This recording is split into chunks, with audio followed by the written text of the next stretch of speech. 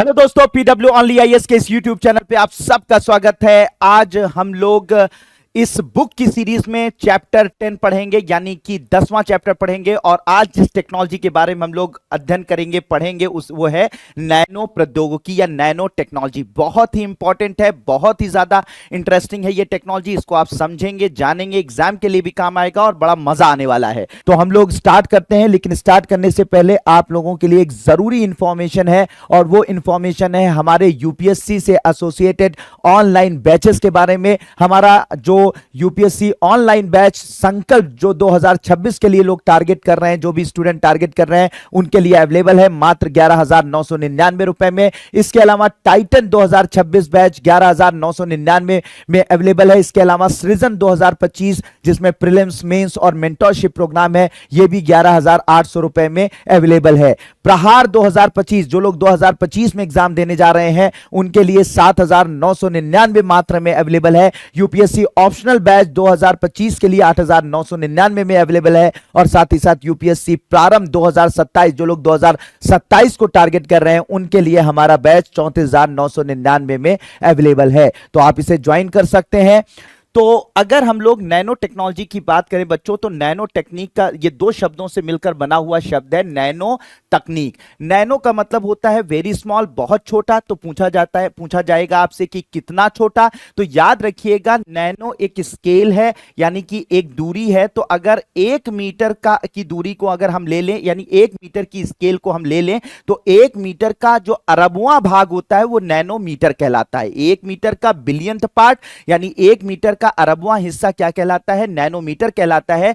तो अगर किसी भी टेक्निक को, किसी भी तकनीक को, किसी भी टेक्नोलॉजी को अगर नैनो स्केल पर, यानी मीटर के अरबवें हिस्से पर किसी तकनीक का प्रयोग किया जाए, या कोई भी प्रोडक्ट प्रोड्यूस किया जाए, कोई भी उत्पाद बनाया जाए, ठीक है, टेक्नोलॉजी की मदद से, तो उससे वो सारे के सारे उत्पाद नैनो प्रौद्योगिकी की मदद से बनाए जाएंगे। या इस तरीके की टेक्नोलॉजी अगर हम नैनो स्केल पर, यानी मीटर के अरबवें हिस्से पर कोई टेक्नोलॉजी यूज करें और उससे कोई चीज प्रोड्यूस करें, उससे कोई चीज उत्पादित करें, तो इस तरीके की टेक्नोलॉजी को हम लोग नैनो प्रौद्योगिकी या नैनो टेक्नोलॉजी के नाम से जानते हैं। तो नैनो जो स्केल होती है वो कितनी होती है?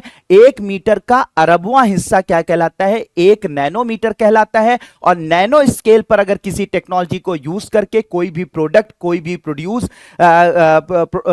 प्रोडक्ट जो है वो बनाया जाए, कोई भी उत्पाद बनाया जाए, तो उसे हम लोग नैनो टेक्नोलॉजी या नैनो प्रौद्योगिकी के नाम से जानते हैं। ठीक है, अब मामला यह होता है कि ये जो नैनोमीटर होता है, नैनोमीटर बहुत छोटा होता है। तो इसमें ऐसा क्या चीज होती है जिसकी वजह से इतने जबरदस्त प्रोडक्ट, इतने जबरदस्त प्रोड्यूस जो है इतने छोटे स्केल पर बनाए जाते हैं, और इस वक्त पूरी दुनिया को बदल रहे हैं, पूरी दुनिया में बदलाव ला रहे हैं, चेंजेस ला रहे हैं।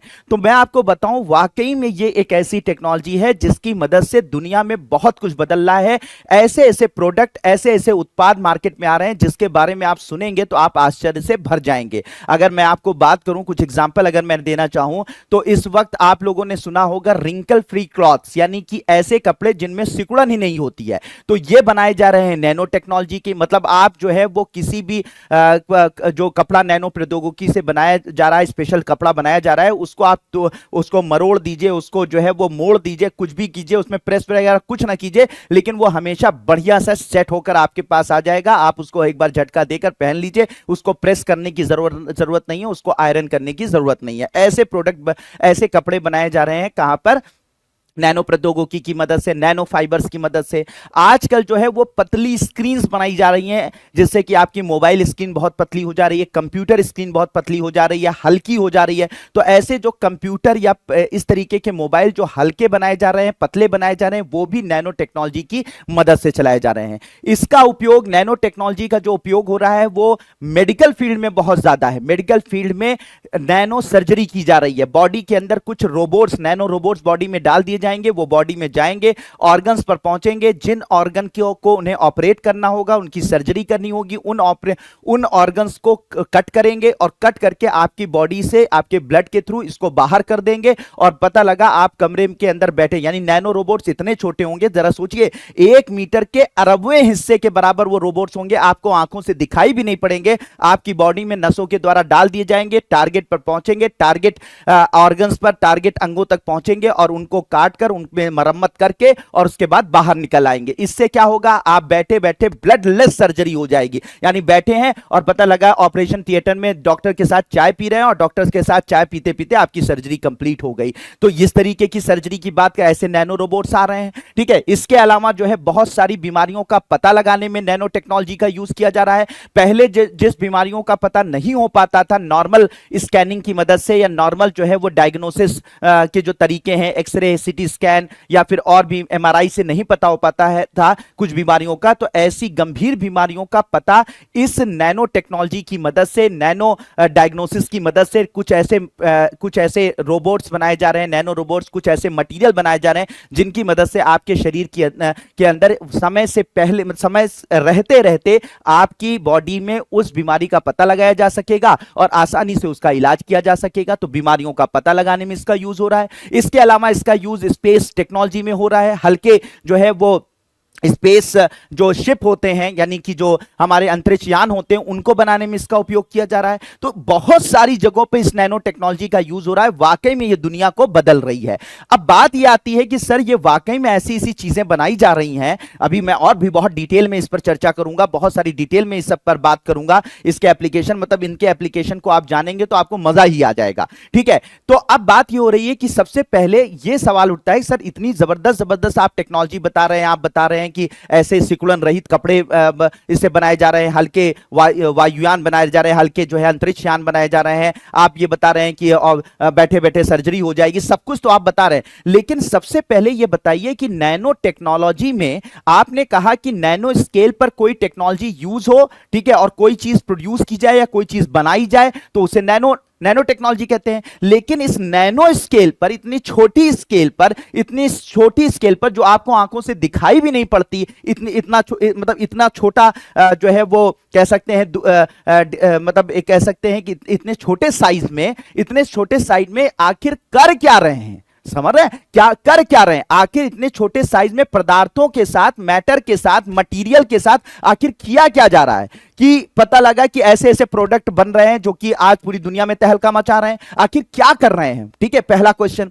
दूसरा, इतने छोटे स्केल पर क्यों कर रहे हैं? सर अगर काम ही करना है, मटेरियल में कुछ बदलाव, नए नए मटेरियल बनाने हैं तो बड़ी स्केल पर बना दो, बड़ी स्केल पर बना दो, ठीक है, बड़े बड़े साइज में बना दो, इतने छोटे स्केल पर क्यों बना रहे हैं? तो दो सवाल हैं। अगर आप पूरी नैनो टेक्नोलॉजी समझ सकते हो, नैनो टेक्नोलॉजी में किया क्या जा रहा है, ठीक है, किया क्या जा रहा है और इतने छोटे स्तर पर क्यों किया जा रहा है, 1 मीटर के अरबवें हिस्से में करने की क्या जरूरत है? तो सबसे पहला सवाल यह है कि आप नैनो स्केल पर, नैनो टेक्नोलॉजी में, ठीक है, कर क्या रहे हो? ठीक है, कर क्या रहे हो? और दूसरा सवाल यह, इतने छोटे स्तर पर क्यों कर रहे हो, इतने छोटी स्केल पर क्यों कर रहे हो? इन दोनों सवालों के अगर आपको जवाब मिल जाए तो इसके बाद आपको पूरी नैनो टेक्नोलॉजी समझ में आ जाएगी कि आखिर इसमें क्या किया जा रहा है और इतनी छोटी स्केल पर क्यों किया जा रहा है। तो इसी चीज को हम लोग समझने की कोशिश करते हैं। तो सबसे पहले आपको मैं पहले क्वेश्चन का जवाब देता हूं। क्वेश्चन आपको समझ में आ जाना चाहिए कि नैनो टेक्नोलॉजी, मानते हैं बहुत शानदार टेक्नोलॉजी है, बहुत बढ़िया टेक्नोलॉजी है, एक से एक चीजें बनाई जा रही है, लेकिन इस नैनो टेक्नोलॉजी में किया क्या जा रहा है? और दूसरा सवाल है कि इतने छोटे स्तर पर, यानी मीटर के अरबवें हिस्से में करने की क्या जरूरत है? मैं बार बार क्वेश्चन इसलिए रिपीट कर रहा हूं क्योंकि पहले क्वेश्चन का समझना, यूपीएससी के एग्जाम में क्वेश्चन समझना सबसे इंपॉर्टेंट है। अगर आपको क्वेश्चन समझ में आ गया, आपको समझ में आ गया कि वो आपसे पूछना क्या चाहता है, तो उसके बाद आंसर आप उस पर लिख सकते हैं, उसको आप जो है वो उसके बारे में बता सकते हैं। क्वेश्चन ही नहीं समझ में आया तो वो पूछ रहा है किसी और टॉपिक के बारे में, आप जवाब कुछ और दे रहे हो। तो इसीलिए मैं बार बार क्वेश्चन रिपीट कर रहा हूं कि आखिर नैनो टेक्नोलॉजी को समझने के लिए आपको दो सवालों के जवाब मिलने चाहिए कि नैनो टेक्नोलॉजी में हो क्या रहा है और साथ ही साथ नैनो टेक्नोलॉजी में इतने छोटे स्तर पर बदलाव क्यों किए जा रहे हैं, इतने छोटे स्तर पर इसका यूज क्यों किया जा रहा है, यानी कि नैनो स्केल पर टेक्नोलॉजी का यूज करने का क्या फायदा है। ठीक है, अब बात यह होती है, पहले सवाल का जवाब देता हूं कि नैनो टेक्नोलॉजी में आखिर किया क्या जा रहा है, नैनो टेक्नोलॉजी में ऐसे क्या बात हो रही है। तो याद रखिएगा बच्चों कि इस दुनिया में कहा यह जाता है, मतलब विज्ञान यह कहता है, विज्ञान का यह मानना है कि जो भी पदार्थ हमें आसपास दिखाई पड़ते हैं, जो भी पदार्थ हमारे आसपास दिखाई पड़ते हैं, उनका अपना कोई परमानेंट ठीक है, या स्थाई जो है वो फीचर या स्थाई जो कैरेक्टर होता है या स्थाई जो लक्षण होता है जो हमें दिखाई देता है, ऐसा नहीं होता। मतलब कोई भी चीज अगर आपके आसपास मौजूद है, कोई भी पदार्थ हमारे आसपास मौजूद है, तो असल में वो जो मैटर है, जो पदार्थ है, उसका कोई स्थाई लक्षण नहीं है, कोई स्थाई लक्षण नहीं है, बल्कि उसके अंदर जो लक्षण मौजूद है, जो भी पदार्थ आपके आसपास मौजूद है, उसके अंदर जो लक्षण मौजूद है, उस वो पदार्थ जिन अणुओं तथा परमाणुओं से मिलकर बना हुआ है, उनके अरेंजमेंट के लक्षण है। यानी उनके जो उनके उस पदार्थ के अंदर जो मटेरियल मौजूद है, जिससे वो पदार्थ बना हुआ है, जिस एटम से बना हुआ है, जिस अणु से बना है, जिस परमाणु से बना है, उसके अरेंजमेंट, कैसे वो रखा गया है, कैसे वो सजाया गया है, कैसे वो अणु परमाणु जो है एक दूसरे के साथ जोड़ा गया है, उसका लक्षण होता है। मतलब उसका लक्षण होता है। अब इसको थोड़ा सा कॉम्प्लेक्स अगर हो रहा है तो समझिए, उसको एक एग्जांपल से बताता हूं। मान लीजिए कि आप कार्बन लेते हैं, कार्बन, ठीक है, कार्बन। अब यही जो कार्बन है, ये कार्बन के एटम्स लेते हैं, इन्हीं कार्बन के एटम्स मेरे पास आ गए। अब ये जो कार्बन के एटम्स हैं बच्चों, इस कार्बन के एटम को अगर हम ऐसे अरेंज कर दें, ऐसे अरेंज कर दें, मान लीजिए कि यहां पर चारों तरफ हम कार्बन को ऐसे अरेंज कर देते हैं। ये हर जगह पे जहां पे आपको ये काला काला दिखाई पड़ रहा है, सब जगह हमने कार्बन रख दिया। तो कार्बन को अगर हम ऐसे अरेंज कर देते हैं, जिस तरह से आपको यहां पर दिखाई पड़ रहा है, ठीक है, कार्बन को जहां जहां काला दिखा वहां पे कार्बन एटम को रख देते हैं। तो कार्बन को अगर इस तरह से व्यवस्थित कर देते हैं, इस तरीके से रख देते हैं, तो इससे एक पदार्थ बनता है जिसका नाम होता है डायमंड, या इसे बोलते हैं हीरा। ठीक है, हीरा। और अगर हीरे की प्रॉपर्टी में बात करूं, अगर हीरे के लक्षणों की बात करूं, उसकी फिजिकल प्रॉपर्टी की बात करूं, तो हीरा जो है आपको पता होगा सबसे ज्यादा मजबूत पदार्थ है। ठीक है, इस पृथ्वी पर पाया जाने वाला जो सबसे मजबूत पदार्थ होता है, उनमें से एक है हीरा। ठीक है, एक बात ये बताओ, और हीरा जो है वो बैड कंडक्टर ऑफ इलेक्ट्रिसिटी, यानी कि हमारी जो विद्युत होता है उसका कुचालक होता है। ठीक है, तो हीरे के अंदर हीरा इस तरीके से, तो हीरे का जो लक्षण है या हीरे के जो प्रॉपर्टीज हैं वो क्या है कि हीरा बहुत सख्त है, दुनिया का सबसे मजबूत पदार्थ है। और दूसरी प्रॉपर्टी क्या है कि हीरा जो है वो विद्युत का कुचालक है। ठीक है, अब यही जो कार्बन है, ये कार्बन इस हीरे के अंदर ऐसे अरेंज किया गया, जैसे यहां पर दिखाया गया, यहां पे हर जगह कार्बन को ऐसे अरेंज कर दिया गया। अब अगर इसी कार्बन को, जो इसके अंदर कार्बन लगा हुआ है, इसी कार्बन को हम निकालते हैं और उस कार्बन को निकालकर हम ऐसे अरेंज कर देते हैं, लाइन बाय लाइन अरेंज कर देते हैं, जैसे यहां पर दिखाई पड़ रहा है, वही कार्बन है, उसको हम ऐसे line by line, layer by layer, layer by layer, layer by layer arrange कर देते हैं। ठीक है, अरेंज कर देते हैं। तो ये जो पदार्थ बनता है, यानी कार्बन को अगर हमने ऐसे अरेंज कर दिया, लेयर बाय लेयर अरेंज कर दिया, तो अब जो पदार्थ बनेगा वो हो जाएगा ग्रेफाइट। क्या हो जाएगा बच्चों? ग्रेफाइट हो जाएगा। आ रही बात समझ में? ग्रेफाइट हो जाएगा।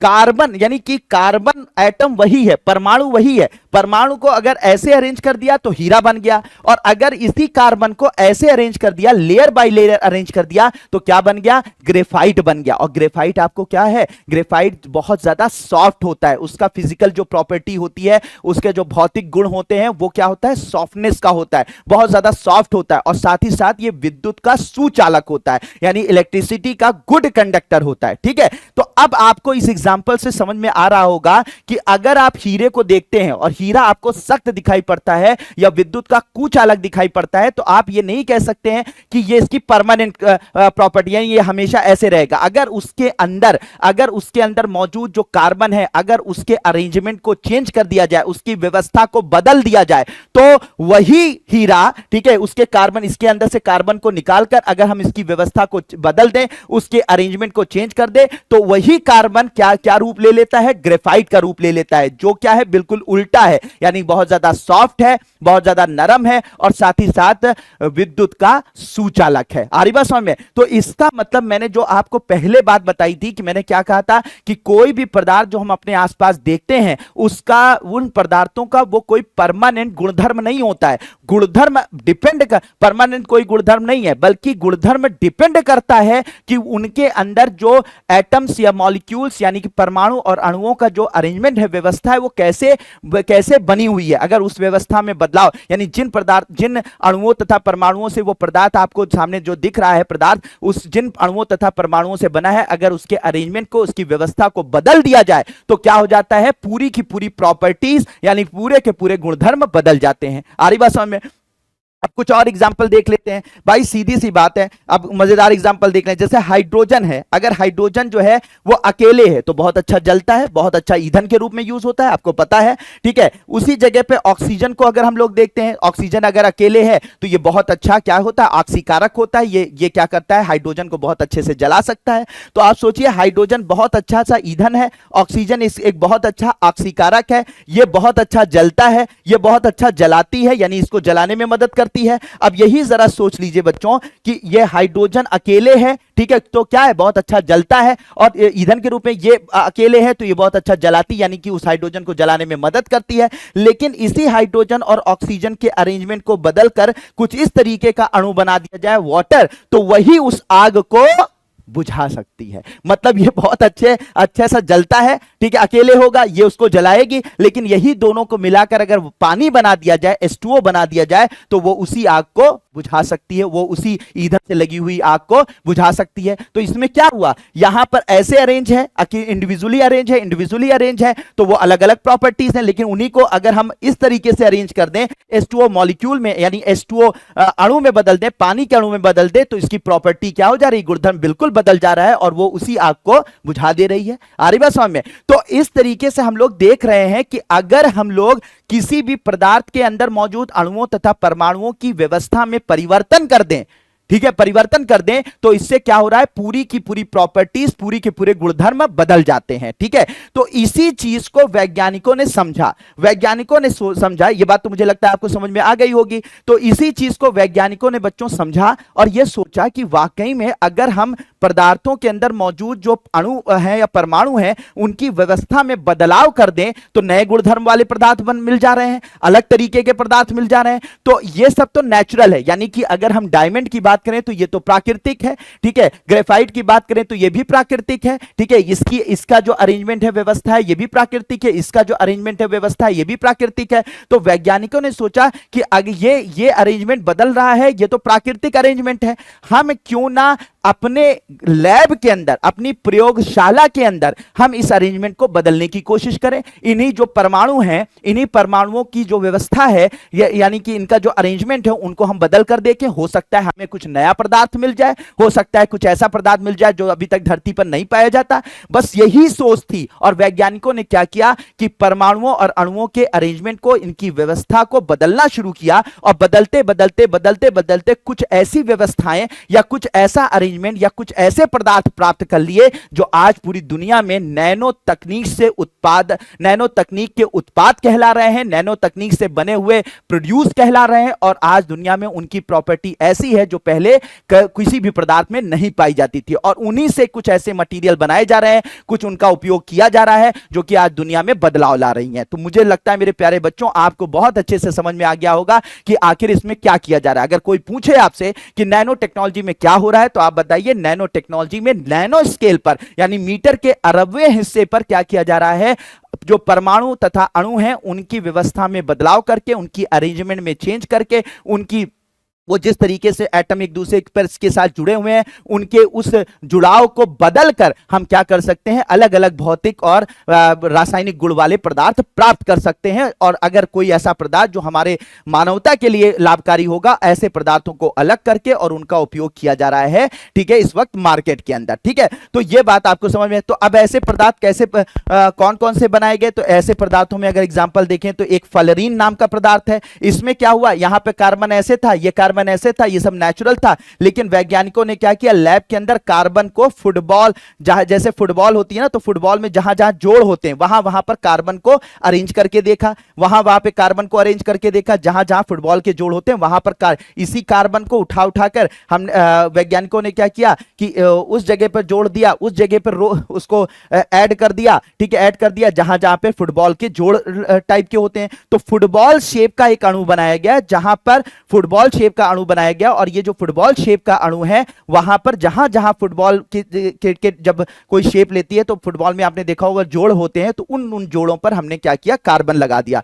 जब कार्बन लगा दिया तो इससे जो पदार्थ बना वो फ्लोरीन कहलाया। आज फ्लोरीन का जो यूज है, इसे हम लोग बकमिंस्टर फ्लोरेंस के नाम से भी जानते हैं। आज इसका यूज पूरी दुनिया में हो रहा है, चाहे उसमें नैनो टेक्नोलॉजी के अंदर हम लोग इसका उपयोग जो है मेडिसिन में भी कर रहे हैं, नैनो मेडिसिन में भी इसका उपयोग कर रहे हैं। आज इसका उपयोग नैनो इलेक्ट्रॉनिक्स में भी हो रहा है, बहुत सारी चीजों में इसका उपयोग किया जा रहा है। इसी तरीके से हमने क्या किया, carbon carbon carbon carbon carbon के मटेरियल को जोड़कर एक ट्यूब जैसा स्ट्रक्चर बना दिया, जैसे नैनो ट्यूब्स, जिसे नैनो ट्यूब कहा गया। ये वैज्ञानिकों ने बनाया और आज इसका भी उपयोग जो है पूरी दुनिया में हर जगह पे हो रहा है, हर तरीके की जगह पे इनका उपयोग हो रहा है। इसी की मदद से बहुत सारे नैनो फाइबर्स बनाए जा रहे हैं, इसी की मदद से नैनो रोबोट्स बनाए जा रहे हैं, इसका उपयोग हो रहा है। इसके अलावा इसी तरीके से कार्बन कार्बन को कुछ इस तरीके से हनी कॉम्ब स्ट्रक्चर में, यानी कि जो मधुमक्खी का जैसे छत्ता होता है उस तरीके से हमने जोड़ दिया इसी कार्बन को। तो जब कार्बन को मधुमक्खी के छत्ते की तरह से हमने अरेंज कर दिया, जोड़ दिया, तो इससे ये जो पदार्थ बनकर सामने आया उसे ग्राफीन कहा गया। ग्राफीन जो है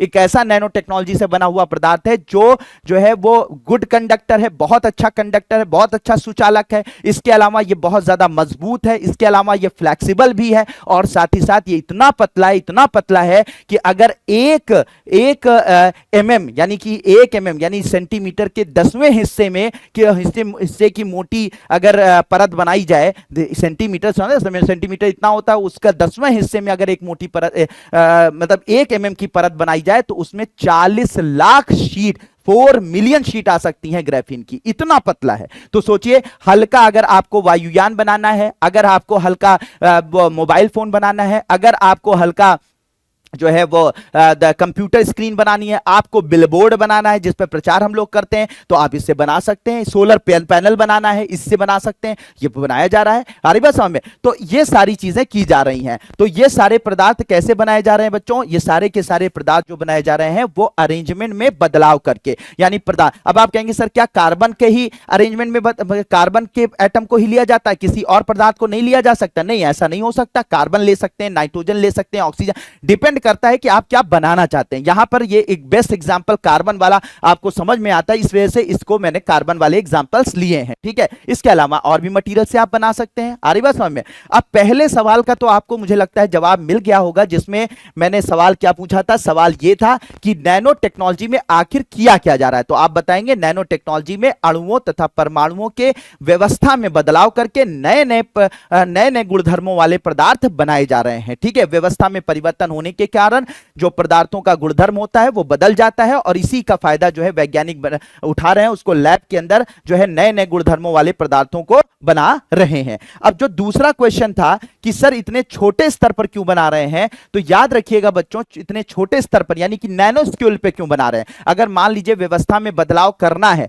व्यवस्था में बदलाव करना है तो इसको मैक्रो स्केल पर कर लें, बड़े स्केल पर कर लें, क्यों नैनो स्केल पर कर रहे हैं, क्यों इसको मीटर के अरबवें हिस्से पे ये सारा काम कर रहे हैं? तो इसका जवाब ये है, मतलब नैनो स्केल पर मैंने आपको बताया ना कि नैनो स्केल मीटर के अरबवें हिस्से का होता है, तो आखिर इसे नैनो स्केल पर क्यों कर रहे हैं? तो अगर नैनो स्केल की बात की जाए बच्चों, तो याद रखिएगा जो चीजें जितनी ज्यादा छोटी होती हैं उनका सरफेस एरिया यानी पृष्ठ क्षेत्रफल उतना ही ज्यादा होता है। समझ रहे हैं कि पृष्ठ क्षेत्रफल उतना ही ज्यादा होता है, और जितना ज्यादा पृष्ठ क्षेत्रफल होता है किसी चीज का वो उतनी ही ज्यादा इफिशिएंट होती है, उतनी ही ज्यादा जो है वो क्या होती है, उसका इफेक्टिवनेस नजर आता है, वो उतनी ही ज्यादा जो है इफेक्टिव होती है, बेहतर होती है, वो अपने जो है वो अपने गुणधर्मों को ज्यादा व्यक्त कर पाती है। आ रही बात समझ में? तो याद रखिएगा मैंने क्या बताया कि जितनी छोटी चीज होगी उसका सरफेस एरिया पृष्ठ क्षेत्रफल उतना ही ज्यादा होगा, और जितना ज्यादा पृष्ठ क्षेत्रफल होगा वो उतनी ही ज्यादा इफिशिएंट पदार्थ होगा, उतना ही ज्यादा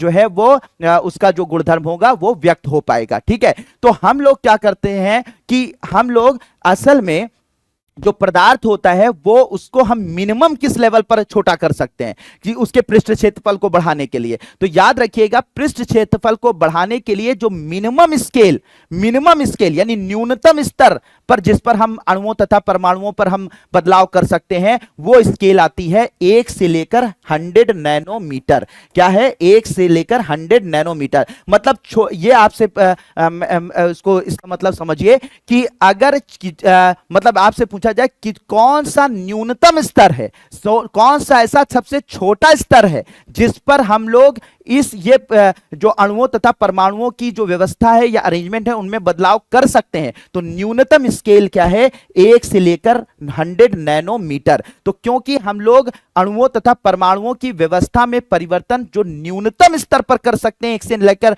100 नैनोमीटर की स्केल पर कर सकते हैं, उतनी कह सकते हैं उस स्केल पर कर सकते हैं, तो एग्जैक्टली हमने वही प्रयास किया है कि ज्यादा से ज्यादा पदार्थों, जो पदार्थ हम बना रहे हैं, manipulation of atoms and molecule, यानी कि जो हम परमाणुओं तथा अणुओं में बदलाव करके जो नए पदार्थ बना रहे हैं वो ज्यादा से ज्यादा इफिशिएंट हो, ज्यादा से ज्यादा वो मतलब क्रियाशील हो। तो उनकी क्रियाशीलता को बढ़ाने के लिए हमें ज्यादा से ज्यादा सरफेस एरिया, पृष्ठ क्षेत्रफल चाहिए, और पृष्ठ क्षेत्रफल ज्यादा से ज्यादा प्राप्त करने के लिए हमें छोटे से छोटे लेवल पर यह अरेंजमेंट को चेंज करना पड़ेगा, ठीक है, चेंज करना पड़ेगा। और जो सबसे छोटा स्तर हम छोटे स्तर पर हम किसी भी चीज को ले जा सकते हैं या बना सकते हैं या अरेंजमेंट में बदलाव कर सकते हैं, वो है नैनो स्केल। और वो नैनो स्केल क्या है, 1 से लेकर 100 नैनोमीटर। तो यही कारण है, यानी कि हम पदार्थों को ज्यादा इफिशिएंट बनाने के लिए, हम जो पदार्थ बनाना चाहते हैं उसको ज्यादा बेहतर करने के लिए, उसके सरफेस एरिया को बढ़ाने के लिए हम लोग सबसे छोटी स्केल जो पॉसिबल हो सकती है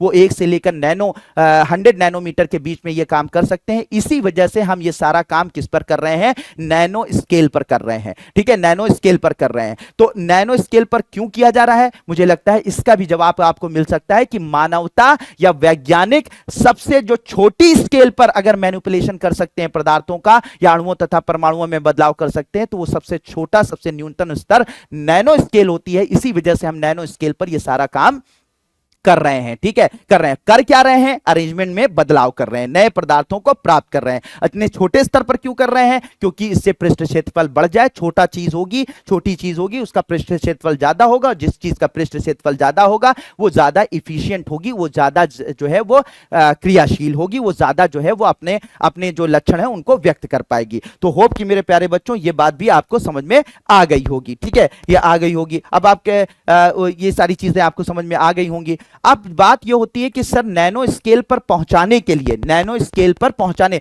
मतलब ये तो आपको समझ में आ गया कि अगर कौन सा न्यूनतम स्तर है जो जहां पर हम ये बदलाव कर सकते हैं तो वो है नैनो स्केल। तो नैनो स्केल तक लाने के लिए हम 2 तरीके के मेथड अपनाते हैं। मान लीजिए कोई पदार्थ हमें मिलता है, ठीक है, पदार्थ हमें मिलता है और वो बड़ा है, उसका साइज बड़ा है, तो हम क्या करते हैं उसको छोटा, उसको टुकड़ों में तोड़ते जाते हैं, तोड़ते जाते हैं, तोड़ते जाते हैं, तोड़ते जाते हैं और उसको तब तक तोड़ते रहते हैं जब तक कि वो नैनो स्केल पर ना पहुंच जाए, यानी उसका जो साइज है वो नैनो साइज पर ना पहुंच जाए। क्योंकि हमें सारा काम किस पर करना है, नैनो साइज पर करना है, नैनो स्केल पर करना है। तो अगर हमें कोई बड़ा पदार्थ दिया जाए तो हम उसे तोड़ तोड़ के इतने छोटे स्तर पर लाकर खड़ा, छोटे स्तर पर उसको प्रोड्यूस मतलब ले आते हैं कि जैसे ले आते हैं जो कि नैनो स्केल है, यानी नैनो स्केल, क्योंकि काम इसी स्केल पर हमें करना है, इसी स्केल पर हमें अणुओं तथा परमाणुओं में बदलाव करना है। तो अगर कोई बड़ा पदार्थ दे दिया जाता है तो उसे तोड़ कर छोटे छोटा करते करते नैनो स्केल स्ट्रक्चर्स तक हम उसको ले आते हैं। तो इस तरीके का जो मेथड होता है उसे टॉप डाउन मेथड कहा जाता है।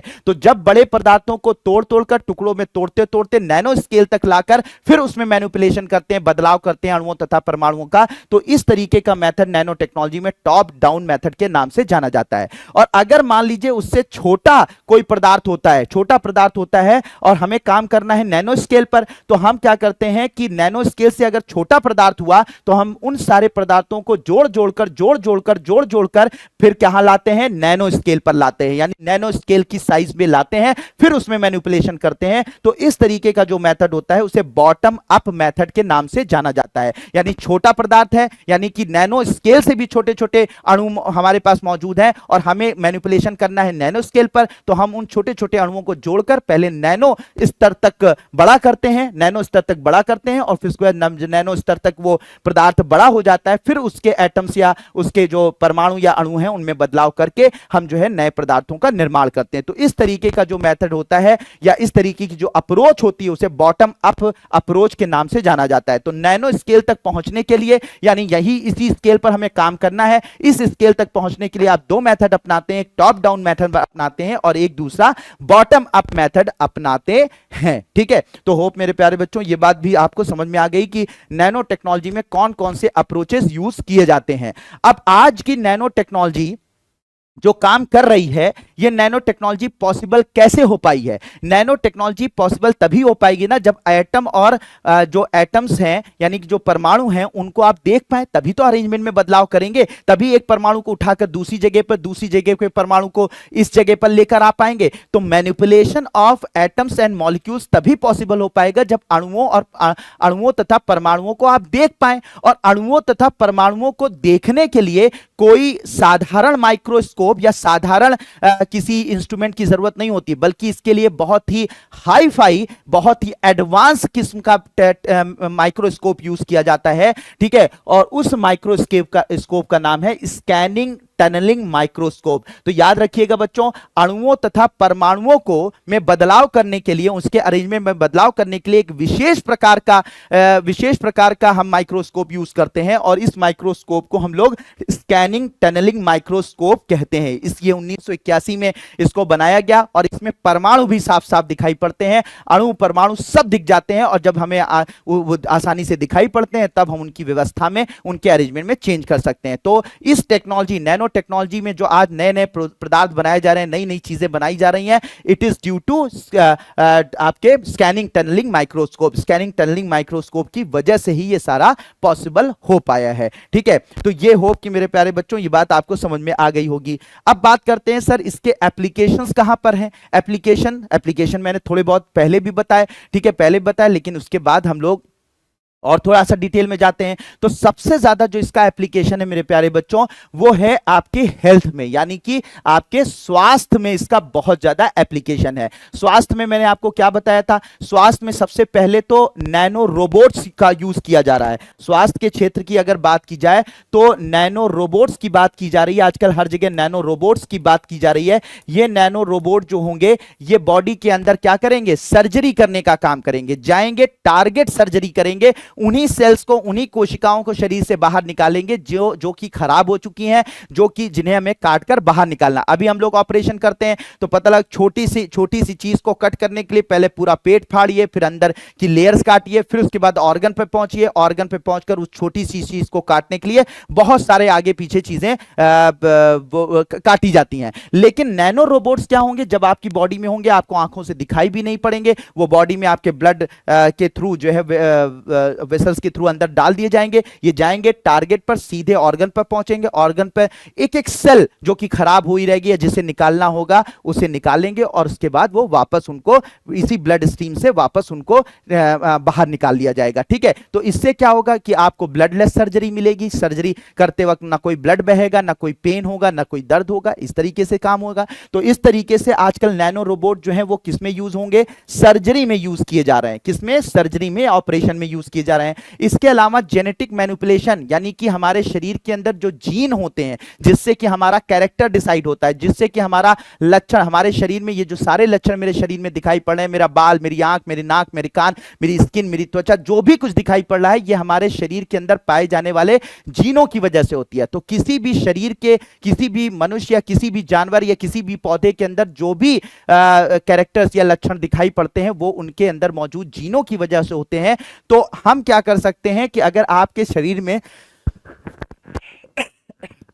कोई ऐसे जीन पाए जा रहे हैं, कोई बीमारी वाले जीन हैं, यानी बीमारियां भी इससे जो है इस पर डिपेंड करती हैं, जीन पर डिपेंड करती हैं। तो मान लीजिए आपके शरीर में कोई बीमारी पाई जा रही है और उसका कारण जो है वो एक पर्टिकुलर टाइप का जीन है, ठीक है, और ऐसी बीमारियां जो कि जीन की कमी की वजह से या जीन में डिफेक्ट की वजह से होती हैं, ऐसी बीमारियों को जेनेटिक डिसीज कहते हैं, अनुवांशिक बीमारियां कहते हैं। तो अगर मान लीजिए आपके शरीर में कोई ऐसी बीमारी पाई जा रही है जो अनुवांशिक मतलब जीन की खराबी की वजह से है, आनुवंशिक बीमारी है, तो हम क्या कर सकते हैं, इन रोबोट्स को यानी नैनो रोबोट्स का यूज करके हम उस पर्टिकुलर जीन को जो कि उसके लिए उत्तरदायी है, उस बीमारी के लिए रिस्पॉन्सिबल है, उस जीन को काट कर बाहर निकाल सकते हैं और साथ ही साथ उनकी जगह पर अच्छे जीनों का प्रवेश करा सकते हैं, बेहतर जीनों का प्रवेश करा सकते हैं, जिससे कि आनुवंशिक बीमारियों से हम जो है वो क्या किए जाएं, हम स्वस्थ हो जाएं, हम उस बीमारियों से हमें निजात मिल जाए। तो नैनो रोबोट्स का यूज जो है वो सिर्फ सर्जरी में ही नहीं किया जा रहा है,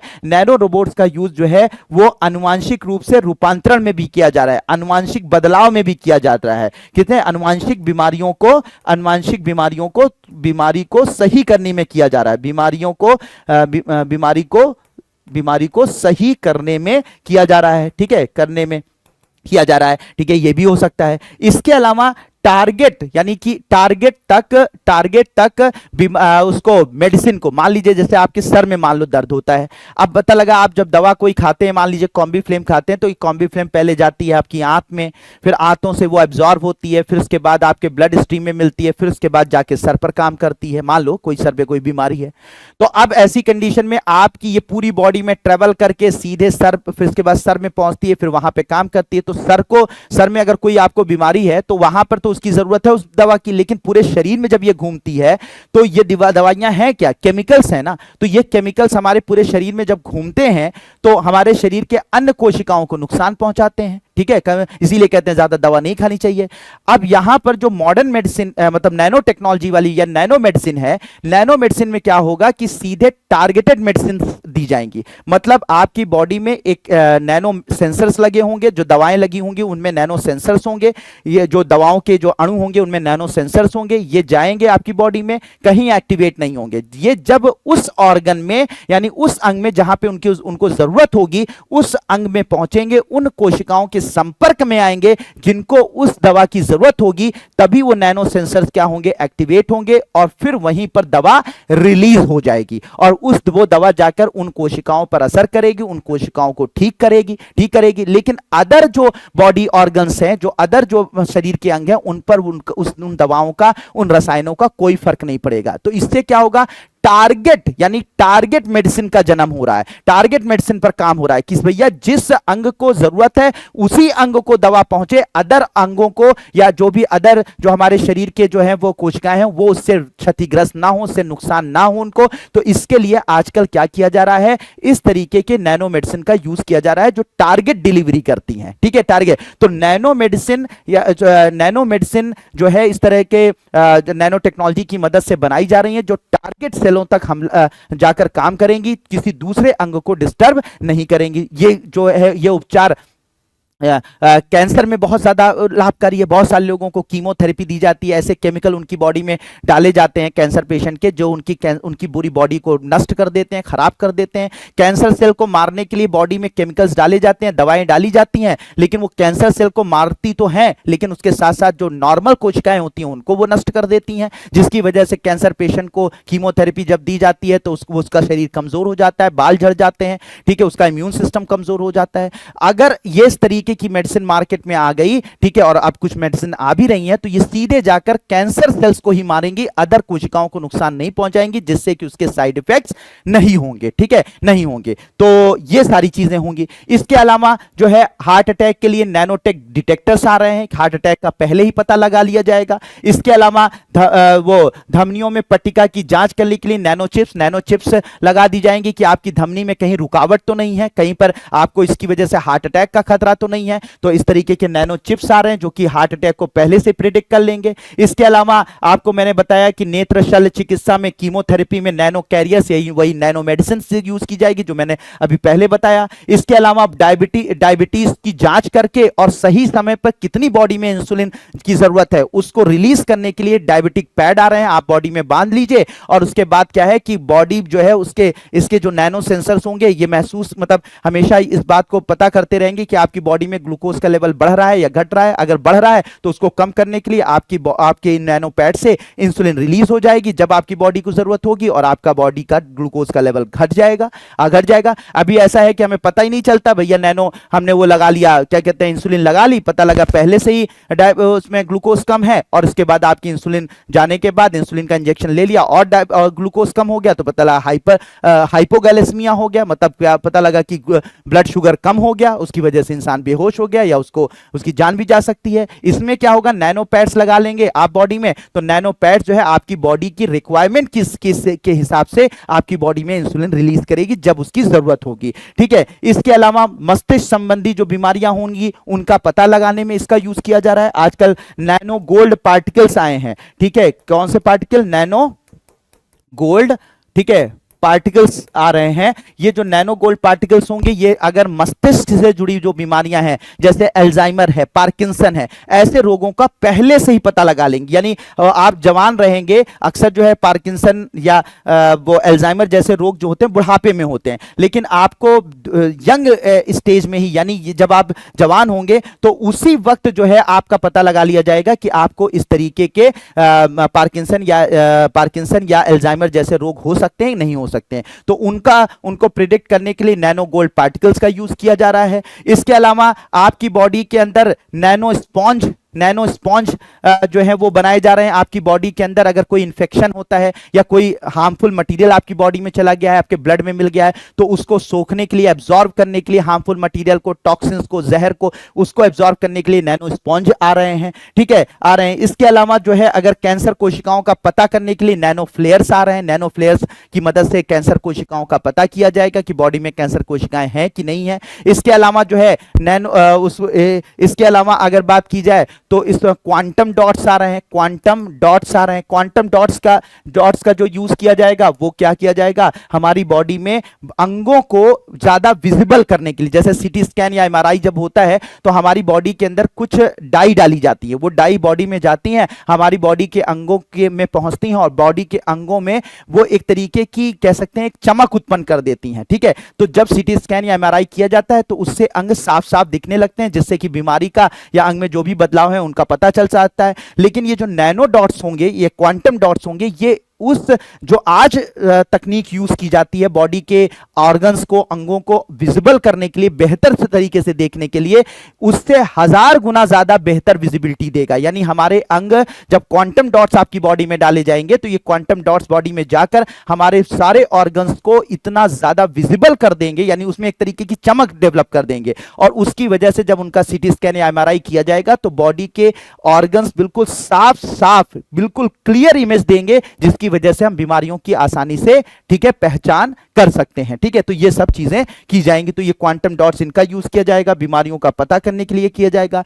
इसके अलावा जिन लोगों के जो ऐसे माता पिता हैं जो अपने बच्चों को जन्म नहीं दे पाते प्राकृतिक रूप से, तो वो आईवीएफ कराते हैं, इन विट्रो फर्टिलाइजेशन करवाते हैं, टेस्ट ट्यूब बेबी पैदा करते हैं। अब इसमें क्या होता है कि कभी कभी स्पर्म जो है वो इतना जो है वो ताकतवर नहीं होता है कि वो जाकर ओवा को, यानी कि अंडाणु को निषेचित कर पाए, फर्टिलाइज कर पाए। तो इसके लिए नैनो रोबोट्स बनाए गए हैं जो स्पर्म्स को क्या करेंगे, ऐसे चारों तरफ से कवर करेंगे। ठीक है, कवर करेंगे, उसको पकड़ेंगे और ले जाकर ओवा के साथ, अंडाणु के साथ जो है इसको फर्टिलाइज या निषेचित कर देंगे लैब के अंदर। तो जो स्पर्म अपने आप नहीं मूव करके अंडाणुओं को निषेचित कर सकते हैं, फर्टिलाइज नहीं कर सकते, उनका काम नैनो रोबोट्स करेंगे, और ये नैनो रोबोट्स उस स्पर्म को ले जाकर फर्टिलाइज कर देंगे, किसके साथ, जो है वो अंडाणु के साथ, जिससे कि फिर जो एम्ब्रियो भ्रूण तैयार होगा और फिर उसी भ्रूण से फिर आगे जो है वो जन्म होगा किसका, बच्चे का, टेस्ट ट्यूब बेबी का। तो टेस्ट ट्यूब बेबी या आईवीएफ में इसका उपयोग किया जाएगा। ठीक है, किया जाएगा ये सारी चीजें। तो ये सब यूज हो रहा है हेल्थ में। ठीक है, हेल्थ में, यानी कि इसके अंदर चिकित्सा में इसका उपयोग हो रहा है। इसके अलावा कृषि क्षेत्र में उपयोग हो रहा है। ठीक है, कृषि क्षेत्र की अगर हम लोग बात करें तो कृषि क्षेत्र में कृषि क्षेत्र में इसका उपयोग हो रहा है। सबसे पहले तो कृषि क्षेत्र में बीमारियों यानी कि जो पौधे की बीमारियां हैं, ठीक है, पौधे की बीमारियों का पता करने में, ठीक है, पौधे की ऐसे सेंसर्स बनाए जा रहे हैं जो पौधों की बीमारी का पता लगाने में इसका उपयोग किया जाएगा, ठीक है, किया जाएगा। इसके अलावा अभी मार्केट में जो है वो नैनो यूरिया आया है, दुनिया का पहला ऐसा यूरिया जो कि इंडिया ने प्रोड्यूस किया है। इंडिया में इफको कंपनी जो है, जो यूरिया बनाती है, उसने पूरी दुनिया का पहला नैनो यूरिया बनाया है। अब ये जो नैनो यूरिया है, ये यूरिया किस लिए डाला जाता है? यूरिया जो है हमारे पौधों के अंदर जो उसके खनिज पदार्थ होते हैं, जब जमीन में खनिज पदार्थ, पौधों को एक विशेष प्रकार के खनिज पदार्थों की जरूरत होती है उनको ग्रो करने के लिए, उनको वो मतलब विकसित करने होने के लिए। तो अब ऐसे जैसे एनपीके, नाइट्रोजन, फास्फोरस, पोटेशियम, तो ये जो एनपीके नाम के जो खनिज होते हैं, इनकी जरूरत होती है पौधों को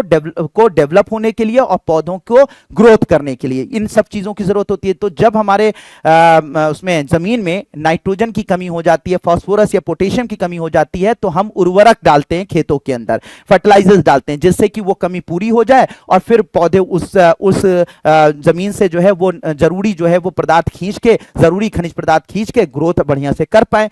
तो इसी तरीके से यूरिया भी एक प्रकार का उर्वरक होता है, और पौधों जो जिसका छिड़काव किया जाता है हमारे पौधों की बेहतर ग्रोथ के लिए, ठीक है, पौधों की बेहतर ग्रोथ के लिए, पौधे अच्छे तरीके से विकसित हो पाए, अच्छे जो है वो फल दें, अच्छी तरीके के पुष्प दें, ठीक है, इसके लिए किया जाता है। तो यूरिया इसके लिए डाला जाता है। अब पहले क्या था, 50 किलो यूरिया का, अगर आप 50 किलो यूरिया की बोरी यूज करते थे पूरे खेत में छिड़कने के लिए, तो उसमें 85% यूरिया जो है वो जमीन के अंदर ही वेस्ट हो जाता था, किसी काम का नहीं होता था, बल्कि पोल्यूशन फैलाता था, वाटर पोल्यूशन का कारण बनता था, ठीक है, कारण बनता था। लेकिन अब क्या मामला हो रहा है कि जब हम ये लिक्विड नैनो यूरिया ला रहे हैं मार्केट में, तो ये जो लिक्विड नैनो यूरिया होगा, ये क्या काम करेगा, सिर्फ आधे लीटर आप लीजिए और इसको जो है उसमें मिलाकर, पानी के साथ मिलाकर इसका छिड़काव कर दीजिए, तो ये 50 किलो बोरी यूरिया, नॉर्मल यूरिया के 50 किलो बोरी का,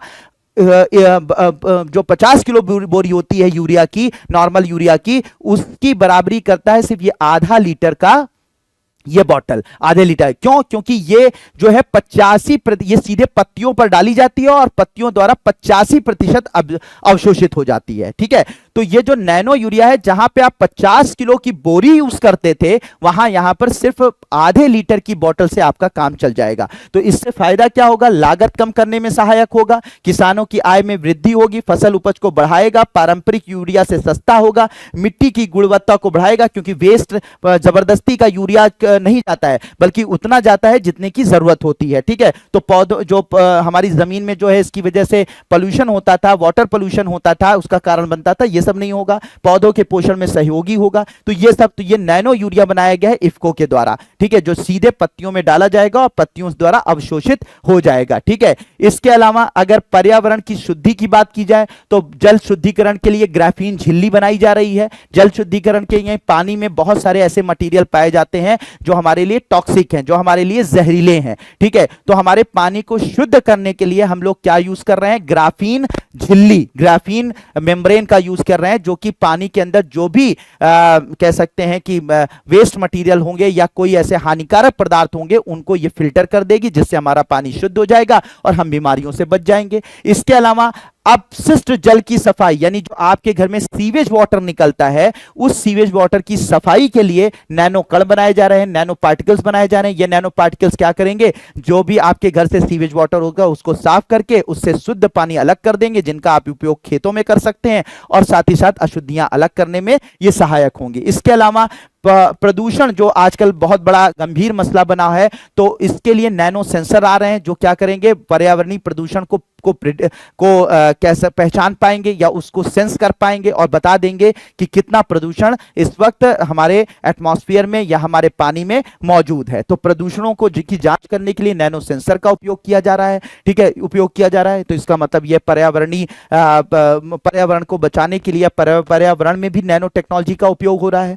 इसके अलावा अगर मैं बात करूं, तो अभी एक नैनोटेक मटेरियल्स से ऊर्जा के संरक्षण में काम किया जाए। नैनोटेक मटेरियल एक ऐसा बनाया गया है, ये एरिजोना, ये न्यूज़ थी, तो एरिजोना अमेरिका में एक ऐसा पेंट टाइप का बना दिया गया है जिससे कि आप अपनी छतों को पेंट कर दें, ठीक है, छतों को पेंट कर दें अपने छतों को। और ये क्या करता है, लगभग ये एक ऐसा नैनो पेंट है जिससे आप अपनी छतों को जब पेंट करेंगे तो ये 90 से 95% जो सनलाइट होती है उसको रिफ्लेक्ट कर देता है। इससे क्या होगा, आपकी छतें गर्म नहीं होंगी, छतें नहीं गर्म होंगी, आपके घर नहीं गर्म होंगे, घर नहीं गर्म होंगे तो इससे क्या होगा कि आप अपने घरों में एसी या अपने घरों में जो कूलर है उसको कम प्रयोग करेंगे, इससे बिजली की बचत होगी, ऊर्जा की बचत होगी, ठीक है। और साथ ही साथ आप जो है नेचुरल तरीके से आपका घर ठंडा रहेगा। इस तरीके के मटीरियल बनाए जा रहे हैं। इसी तरह से ऊर्जा संरक्षण के लिए ऊर्जा संरक्षण में और भी बहुत सारे काम हो रहे हैं, जैसे कि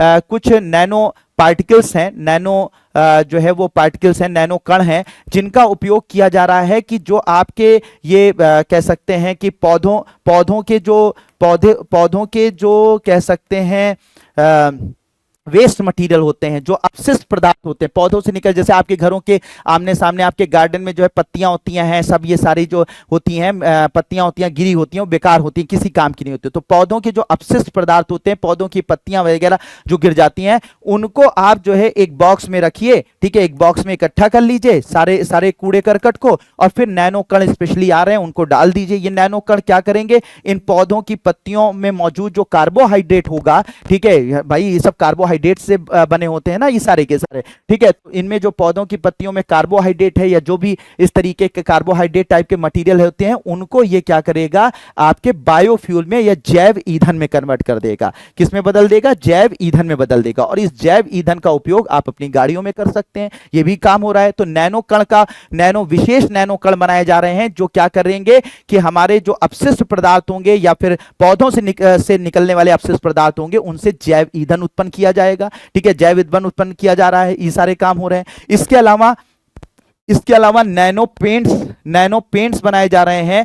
ये नैनो पेंट्स क्या काम करेंगे, नैनो पेंट्स जो है वो क्या काम करेंगे, आप अपने घरों को इस नैनो पेंट से जो है वो क्या कर लीजिए, इससे जो है वो अपने रंग कर लीजिए, इससे जो है पेंटिंग कर लीजिए। और जब इन नैनो पेंट से आप अपने घरों की पेंटिंग कर लेंगे तो ये नैनो पेंट का खास बात ये होगी कि ये सूरज की रोशनी को एब्जॉर्ब करेंगे, और एब्जॉर्ब करके, ठीक है, एब्जॉर्ब करके ये नैनो पेंट्स क्या काम करेंगे, सूर्य की रोशनी को अवशोषित करके और उन्हें फिर क्या करेंगे, इलेक्ट्रिसिटी में कन्वर्ट कर देंगे, यानी विद्युत में बदल देंगे, ठीक है। यानी जैसे कि सोलर सेल करते हैं, सोलर जो आपके सेल होते हैं, सोलर पैनल्स होते हैं, आपके घरों में लगाए जाते हैं। सोलर पैनल क्या करते हैं, सूरज की रोशनी को अवशोषित करके क्या करते हैं, उनको विद्युत ऊर्जा में बदल देते हैं। उसी तरीके से ये नैनो पेंट्स होंगे, ये सूरज की रोशनी को एब्जॉर्ब करेंगे, इनके पीछे वो मशीनें या वो पूरा का पूरा सिस्टम लगाया जाएगा जो नैनो जो है पेंट्स जो जिस सूर्य की रोशनी को अवशोषित करेंगे उसको फिर वो किस में कन्वर्ट कर देंगे, ठीक है, मतलब उस पूरा एक सिस्टम होगा। तो वो क्या करेंगे, ये नैनो पेंट से अवशोषित जो सूर्य की ऊर्जा होगी उसको फिर विद्युत ऊर्जा में परिवर्तित करके घर के जितने भी सामान हैं, घर के में जो भी इलेक्ट्रिक से चलने वाले जो भी मतलब मशीनें वगैरह हैं आपके घरों में, बल्ब वगैरह हैं, सब उससे जलाए जा सकेंगे। ऐसा होगा नहीं, मतलब ये सब हो रहा है। इनफैक्ट सर ये सारी चीजें हो रही हैं, तो एक तरीके से आपका ऊर्जा का संरक्षण भी हो रहा है, ऊर्जा की भी बचत हो रही है, सोलर ऊर्जा का भी उपयोग कर रहे हैं, इसके साथ ही साथ आप पर्यावरण को भी बचा रहे हैं, ठीक है। इसके अलावा हल्के सोलर पैनल बनाने में, वही ग्राफीन जो मैंने आपको बताया था, हल्के सोलर पैनल बनाने में ग्राफीन जैसे मटीरियल का यूज हो रहा है। कहीं पर भी आप उसको उठा के रख दीजिए, कहीं पर भी उसको स्थापित कर दीजिए, या हो सकता है कभी फ्यूचर में कुछ ऐसे भी सुनाई पड़ रहा है, कुछ ऐसे सोलर पैनल आए जिनको लपेट के आप अपने पास रखे रहिए, जहां जरूरत है वहां पे खोल के रख दीजिए, फिर सोलर पैनल के जैसा काम करेंगे। वो सब ग्राफीन की मदद से तैयार किया जा रहा है, ये सारी चीजें। इसके अलावा रक्षा क्षेत्र में भी इनका उपयोग हो रहा है। रक्षा क्षेत्र में अगर बात की जाए तो बुलेट प्रूफ, हल्के बुलेट प्रूफ जैकेट, अभी जो बुलेट प्रूफ जैकेट्स बनाई जाती हैं वो काफी भारी होती हैं, ठीक है, मजबूत भी कम होती हैं, पास से अगर गोली मारी जाए तो कभी कभी जो है वो गोली लग भी जाती देती है या कम से कम घायल कर देती है। लेकिन अब ग्राफीन जैसे मटेरियल से जो हल्के बुलेट प्रूफ जैकेट्स बनाए जा रहे हैं, हल्के बुलेट प्रूफ जैकेट बनाए जा रहे हैं और मजबूत बुलेट प्रूफ जैकेट्स बनाए जा रहे हैं, जिससे क्या है कि आपकी वो सुरक्षा भी सुनिश्चित हो सके और आप शरीर के अंदर जो है वो जैसे इनर वियर्स पहनते हैं उसी तरीके से आप बुलेट प्रूफ जैकेट्स पहन लें। आज सामने वाले को पता भी ना चले कि आपने बुलेट प्रूफ जैकेट पहनी है और आप बुलेट प्रूफ जैकेट से अपने आप की मदद से अपने आप को जो है वो आपका स्टाइल भी कम नहीं होगा। बढ़िया कपड़ा पहने हुए अंदर से अंदर क्या पहने किसको क्या पता, ठीक है, और अंदर बुलेट प्रूफ जैकेट है तो आप अपनी सुरक्षा भी कर सकते हैं, आपका स्टाइल भी मेंटेन हो सकता है और ये ज्यादा मजबूत भी है, ज्यादा सुरक्षित भी है। इस तरह से भी यूज कर सकते हैं। हल्के हथियारों को बनाने में बुलेट प्रूफ जैकेट्स यूज हो रही हैं, ठीक है, सॉरी, हल्के हथियारों को बनाने में nano technology, nano material, nano fibres का यूज किया जा रहा है, ठीक है, नैनो फाइबर्स का यूज किया जा रहा है। अगर हम लोग बात करें स्पेस के बारे में यानी अंतरिक्ष के बारे में, तो अंतरिक्ष प्रौद्योगिकी की अगर बात की जाए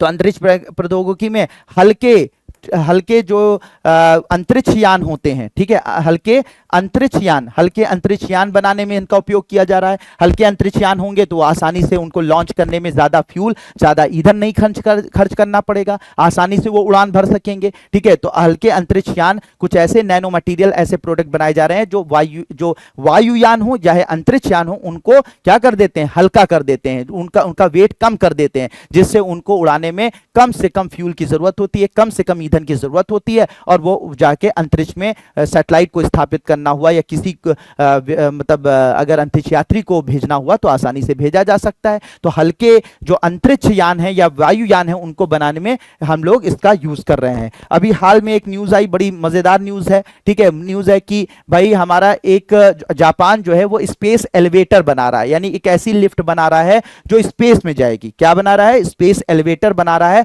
या एक ऐसी स्पेस लिफ्ट बना रहा है जो आसानी से पृथ्वी से लेकर स्पेस तक पहुंचेगी, ठीक है, स्पेस तक पहुंचेगी और इसकी मदद से आप अंतरिक्ष यात्रियों को आप स्पेस में पहुंचा सकते हैं या फिर इसकी मदद से सैटेलाइट को लॉन्च कर सकते हैं, ठीक है, मतलब यहां से यहां तक जुड़ाओ। तो इसके लिए पहले यहां पर एक बेस बनाएंगे और फिर यहां पर पृथ्वी पर एक बेस बनाएंगे, पृथ्वी से और अंतरिक्ष में मौजूद बेस को एक वायर से कनेक्ट कर देंगे, और इसी वायर की मदद से ये जो लिफ्ट होंगी यानी कि जो स्पेस एलिवेटर होंगे वो नीचे से ऊपर, ऊपर से नीचे आ जा सकेंगे। ये पॉसिबल, ये हो रहा है भाई, सब चीजें हो रही हैं, इसमें कोई चीज मिलावट नहीं, सब चीजें हो रही हैं। तो ये जापान में स्पेस एलिवेटर या स्पेस लिफ्ट बनाई जा रही है। तो ये जो आपका कह सकते हैं कि ये जो वायर बनाए जा रहे हैं या ये जो कह सकते हैं कि जिससे ये पूरे के पूरे दोनों बेस कनेक्ट होंगे, ठीक है, दोनों बेस कनेक्ट होंगे, तो ये जो स्पेस वायर है ये जो है स्पेशल नैनो फाइबर से बनाया जा रहा है। किसकी मदद से बनाया जा रहा है? नैनो फाइबर से, क्योंकि नैनो फाइबर काफी मजबूत होता है, फ्लेक्सिबल होता है। तो ये नैनो फाइबर से यानी ये इनको यहां से यहां तक को जोड़ने के लिए जो ये केबल बनाई जा रही है, ये केबल जो है वो नैनो फाइबर से बनाई जा रही है। इसको घोषणा कर दी है जापान ने कि इसको नैनो फाइबर से हम बनाएंगे। तो इस तरीके के बहुत सारे काम हो रहे हैं। तो अब आप जरा समझ रहे हैं ना कि नैनो, इसके अलावा मैंने आपको जो है वो बताया ही था कि आपके कपड़ों की इंडस्ट्री में की अगर बात की जाए तो कपड़ों की इंडस्ट्री में आप वो सिकुड़न रहित कपड़े बनाने में, ठीक है, इसके अलावा ऐसे कपड़े जो मार्केट में अब आ गए, आपने भी देखा होगा कि ऐसे कपड़े बनाने में जो इन पर पानी जो है वो ठहरता ही नहीं, यानी आप कितना भी पानी में नहा भी लीजिए उनको पहन के, थोड़ी देर बाद पानी अपने आप जो है वो आपके कपड़े से नीचे निकल जाएगा और वो आपके कपड़ों को गीला नहीं करेगा। तो ऐसे कपड़े जो कि वो कह सकते हैं कि सिकुड़न रहित होंगे या फिर कह सकते हैं जो एक तरीके से कह सकते हैं वो हाइड्रोफोबिक होंगे, यानी पानी उन पर असर ही नहीं करेगा, ऐसे कपड़े जो बनाए जा रहे हैं मार्केट में अब आ चुके हैं, वो भी किसकी मदद से बनाए जा रहे हैं? नैनो टेक्नोलॉजी की मदद से बनाए जा रहे हैं। तो ये सारा का सारा काम हो रहा है, ठीक है। इसके अलावा कुछ ऐसे वो बनाए जा रहे हैं, कुछ ऐसे नैनो प्लास्टिक्स बनाई जा रही हैं, नैनो पॉलीमर्स बनाए जा रहे हैं, जिनमें आप ऐसी प्लास्टिक होगी जिनमें अगर आप खाना रखेंगे तो ना उसमें इंफेक्शन होगा और ना खाना जो है जल्दी खराब होगा, ऐसी भी चीजें बनाई जा रही हैं। तो ये सारे के सारे काम इस वक्त हो रहे हैं पूरी दुनिया में। अब इंडिया में हर जगह पे ऐसे काम हो रहे हैं जो पूरी दुनिया को बदल रहे हैं नैनो टेक्नोलॉजी की मदद से। तो क्या सर देश में, हमारे देश में भी इस पर काम हो रहा है कि नहीं हो रहा है? बिल्कुल हो रहा है, हमारे देश में भी इस पर काम हो रहा है। और हमारे देश में जो इस पर काम हो रहा है, तो नैनो टेक्नोलॉजी को, क्योंकि पूरी दुनिया इस पर काम कर रही है तो हम भी इस पर काम कर रहे हैं, तो नैनो टेक्नोलॉजी को बढ़ावा देने के लिए, नैनो टेक्नोलॉजी को जो है पुश करने के लिए भारत में 2 मिशन चलाए गए। एक है नैनो विज्ञान और प्रौद्योगिकी mission, nano science and technology mission, ठीक है। और ये जो है इसकी शुरुआत 2007 में इसको शुरू की गई थी। इसमें 2007 में इसको शुरुआत की गई थी। इसमें यह था कि हम भारत में इसके कुछ एम थे, उसमें एक एम यह था कि भारत में हम इसके अनुसंधान को यानी नैनो तकनीक के अनुसंधान को बढ़ावा देंगे। नैनो तकनीक के अनुसंधान को बढ़ावा देने के लिए हम अपने जो यूनिवर्सिटीज हैं, जो अपने विश्वविद्यालय हैं, उनमें जो है हम बीएससी, एमएससी और पीएचडी कोर्सेज शुरू करेंगे, जिससे कि ज्यादा से ज्यादा अनुसंधान किया जा सके। इसके अलावा हम लोग एक ऐसा सेंटर बनाएंगे जहां पर सभी यूनिवर्सिटीज के लोग आकर अपने जो ज्ञान है उसका आदान प्रदान कर सकें। तो नैनो टेक्नोलॉजी से संबंधित जो है स्पेशल सेंटर बनाने की बात इस पे हुई थी और इस पर काम भी हुआ है काफी हद तक। इसके अलावा हम लोग इंफ्रास्ट्रक्चर डेवलप करेंगे जहां पर नैनो टेक्नोलॉजी से जुड़े हुए पदार्थों को बनाया जा सके, उनकी मार्केटिंग की जा सके, उस पर काम किया जाएगा। ये सब एम किसके हैं? नैनो विज्ञान और प्रौद्योगिकी मिशन जो 2007 में शुरू किया गया। इसके अलावा ह्यूमन रिसोर्स डेवलपमेंट, यानी भारत में ऐसे ह्यूमन रिसोर्स, ऐसे जो कह सकते हैं कि मानव संसाधनों को उत्पन्न करना, ऐसे एक्सपर्ट्स बनाना, ऐसे ट्रेंड लोग बनाना जिससे कि जो नैनो टेक्नोलॉजी की फील्ड में काम कर सके, नैनो टेक्नोलॉजी की फील्ड में सिर्फ रिसर्च ही ना कर सके बल्कि नए पदार्थों को कैसे जो है वो मानवता के लिए या किस तरीके से उसको बिजनेस पॉइंट ऑफ व्यू से उन पदार्थों को बनाया जाए और उनको बेचा जाए, जिससे कि हम लोग अपनी इकोनॉमी को, अपने जो कह सकते हैं कि अपनी अर्थव्यवस्था को बेहतर कर सकते हैं, उस पर काम किया जाए। तो ऐसा हम मानव संसाधन यानी कि ऐसे लोगों को ट्रेन करेंगे जो सिर्फ रिसर्च ही ना करें बल्कि उन रिसर्च से बने हुए पदार्थों को कैसे मार्केट तक लाया जाए और कैसे उसको बाजार में बेचा जाए, उनकी ट्रेनिंग भी जो है वो कराई जाएगी। इस मिशन के तहत इनकी भी ट्रेनिंग कराई जाएगी, ऐसा मिशन के तहत माना गया था और इस पर काम भी हुआ है, ठीक है। इसके अलावा इंटरनेशनल कॉपरेशन को बढ़ाना। इंटरनेशनल कॉपरेशन को बढ़ाने का मतलब यह हो जाता है अंतरराष्ट्रीय सहयोग को बढ़ाना कि अगर दूसरे देशों के पास कोई टेक्नोलॉजी है नैनो तकनीक से जुड़ी हुई तो उनसे हम टेक्नोलॉजी का आदान प्रदान करेंगे, अपने विचारों का आदान प्रदान करेंगे, ठीक है। उनके रिसर्च में हम मदद करेंगे, वो हमारी रिसर्च में मदद करें। तो इस तरीके से लेन देन करके, कोलैबोरेशन करके इंटरनेशनल कोलैबोरेशन किया जाएगा इस मिशन के तहत, और वो किया भी गया। मतलब ये मैं उसका एम बता रहा हूं कि ऐसा हमारा ऑब्जेक्टिव था और उस ऑब्जेक्टिव पर काफी काम भी हुआ है 2007 के बाद, ठीक है। फिर इसके बाद दूसरा जो हमने स्टार्ट किया था नैनो विज्ञान और प्रौद्योगिकी पहल, nano science and technology initiative, NSTI। ये 2001 में इसकी शुरुआत की गई थी, पहले शुरुआत थी। ये डिपार्टमेंट ऑफ विज्ञान और प्रौद्योगिकी विभाग द्वारा ये संचालित कार्यक्रम था। इसमें भी वही सब काम, लेकिन ये मुख्यतः जो है ये जो मिशन था नैनो विज्ञान और प्रौद्योगिकी पहल, ये मुख्यतः जो है फोकस था हेल्थ पर, यानी कि किस तरीके से स्वास्थ्य के क्षेत्र में नैनो टेक्नोलॉजी काम कर सकती है, कैसे कैसे नैनो टेक्नोलॉजी की मदद से हम स्वास्थ्य के क्षेत्र में काम कर सकते हैं, कैसे स्वास्थ्य के क्षेत्र में हम कैसे बेहतरी कर सकते हैं, उसके लिए पूरी तरह से फोकस थी नैनो विज्ञान और प्रौद्योगिकी पहल, ठीक है। तो ये सारी की सारी चीजें थी। तो होप मेरे प्यारे बच्चों आपको ये पूरे के पूरे टॉपिक को समझने में, उसके एप्लीकेशन में क्या किया गया नैनो टेक्नोलॉजी में, कैसे किया गया, क्यों इतने छोटे स्तर पर किया जाता है, इन सब को समझने में, साथ ही साथ इनके डिफरेंट एरिया में जो इनका एप्लीकेशन है, इनका अनुप्रयोग है, उसको समझने में आपको काफी मदद मिली होगी। आपने काफी इस क्लास को एंजॉय किया होगा।